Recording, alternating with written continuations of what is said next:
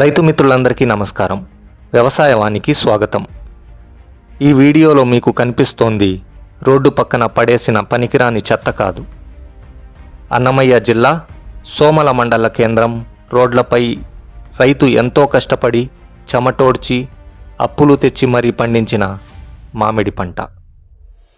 ఎకరాకు ₹1000 పెట్టుబడి పెట్టి చేతికొచ్చిన పంట అలా మండీలలో కొనక ఇలా రోడ్డుపాలు అవుతోంది.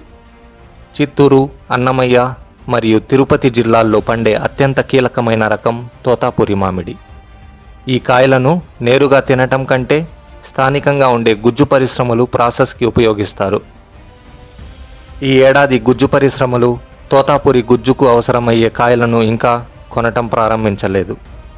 ఈ నెలాఖరులో గుజ్జు పరిశ్రమలు తోతాపురి రకంను కొనవచ్చు అని సమాచారం వస్తున్నా అది కేవలం ₹5 నుంచి ₹6కే కొనవచ్చు అని రైతులు ఆందోళన చెందుతున్నారు. పరిస్థితి ఇంత దారుణంగా ఉంటే ప్రకృతి కూడా రైతుపై ప్రతాపం చూపుతోంది. తీవ్రమైన ఈదురుగాలులు, అకాల వర్షాల వల్ల సగానికి పైగా కాయలు చెట్ల నుండి ముందే రాలిపోయాయి. ఇక గల్ఫ్ యుద్ధం గురించి అందరికీ తెలిసిందే. గల్ఫ్ దేశాల్లో జరుగుతున్న అంతర్జాతీయ గొడవల వల్ల ఎర్ర సముద్రంలో షిప్పింగ్ నిలిచిపోయింది. ఇది కూడా రైతు మీద ప్రభావం చూపుతోంది. కొన్ని కోట్ల విలువైన పల్ప్ ఇప్పటికే ఓడరేవుల్లో నిలిచిపోయింది. ఇంకా చమురు సంక్షోభం వల్ల డీజిల్ ధరలు పెరిగిపోయి దాంతో మండీకి తరలించటానికి రవాణా ఖర్చు కూడా పెరిగిపోయింది.